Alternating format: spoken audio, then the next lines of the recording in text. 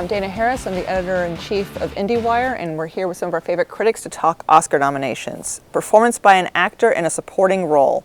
All right, to refresh our memories. Alan Arkin in Argo, Robert De Niro, Silver Linings Playbook, Philip Seymour Hoffman, The Master, Tommy Lee Jones, Lincoln, Christoph Waltz in Django Unchained.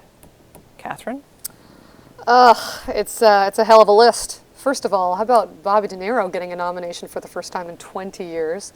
I guess what happens when you do a serious role after meeting the parents over and over again. I have to go with Philip Seymour Hoffman. I don't think he's going to win, but I want him to win. I think Christoph Waltz was phenomenal in this role and probably will win just because I think people are so charmed by him.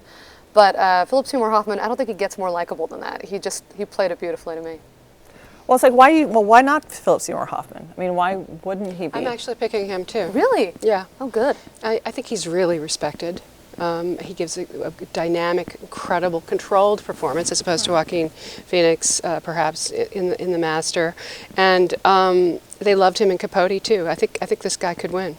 Well, I think he's got an amazing chance. I feel like let's not underestimate the idea that Robert De Niro actually bothered showing up for a movie, and to throw him the bone and be like, Bobby, please consider acting again sometime. I mean, maybe that's what will happen here. Yeah, the reward. Oh my God, this is the guy he finally woke up after 2 decades of just being out in the wilderness of fart jokes and stuff. So I mean, I think there's a strong argument to be made that there's a reward for reminding us why we like De Niro so much. I still think Christoph Waltz has the momentum because, Django kind of got shafted in a lot of categories. Leonardo DiCaprio did not get nominated. So if you love Django, this is kind of your biggest opportunity, right, to reward it. I don't know if they think in those terms in these situations. And he won already. So all these people won already. Awesome. Right. But everybody won already. Yeah, this is like the first time ever that there's a category of all returning winners, right? That's the story here. Anyone else think Samuel L. Jackson got the shaft a little bit? Robbed. I think Absolutely I got the I shaft. think he's the best one in it. I He really was do. brilliant in Yeah. it. I will Minus the say horses. Philip Seymour Hoffman in The Master is good, but I feel like it's not one of his. It's not one of my favorite performances of his Because it almost seems too easy for him. He looks like he does it so effortlessly that I almost don't see him breaking a sweat. He has a great quote.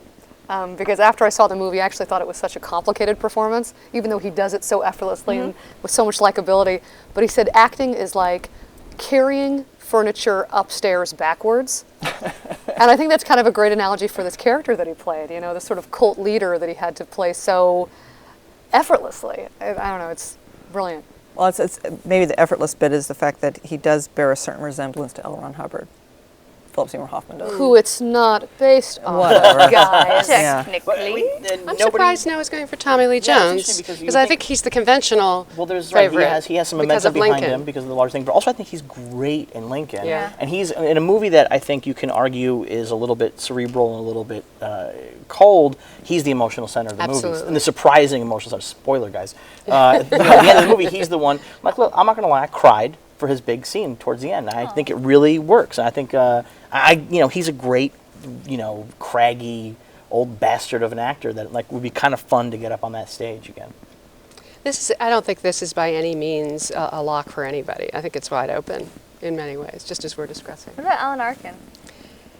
Again, he's So he's you already think a craggy been old there. bastard of an Yeah. actor. Yeah, exactly, right? I'm sort of surprised he's great, and he's always great. Oh, I loved him. Yeah, But he's reliable. great in People do exactly love the him. way that Alan Arkin is always great. There's sort of something samey about his It greatness. just feels like he's being himself. It doesn't feel like a performance. It doesn't feel like he leaves his skin. But the comic timing is impeccable. He and John Goodman really play off each Well, John other, Goodman- and they handle the tone in a very tricky situation. John in Goodman's Argo. sort of robbed because he's good I think in the flight, best thing in too. flight. That's Yes. the thing. I think he's a lot of fun in flight Yeah. in a movie that needs that buoyancy. I think they went with Arkin partly because he's the elder statesman. He's been around for so long. I mean, I remember when he was in The Russians Are Coming, I mean, he is someone who is truly beloved, but I don't think he's the one to win this year. No, I don't think so either. Although Argo, fuck yourself is got to be that's got to be my favorite line. Well, that's the thing. Somebody from Argo has to win, just so they can go say that Yes. on stage, right? Yes. Somebody has to win. Although it will make more sense if they don't win. Exactly. You know what, Academy? That's right. I think Tommy Lee Jones' wig should just approach the stand. How was I snubbed? Walk off stage.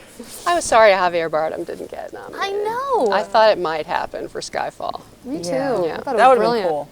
Well, it's nice when somebody's rewarded for a role that isn't necessarily all just blood and thunder. There's like a playfulness and a fun to it, and that's a valid part of acting as well. Is playing a character that isn't just necessarily just like this deep damage thing. Well, I guess Alan Arkin has that in this category. He's sort of the funnier one. But I like when they go outside just the real obvious. So Bardem would have been a lot of fun. All right, Catherine, who's your pick to win Best Supporting Actor? Philip Seymour Hoffman. All right, Jen, Christoph Waltz. Devin, Robert De Niro. Anne, Philip Seymour Hoffman. and Christoph Waltz. Total diversity across the board for performance by a supporting actor.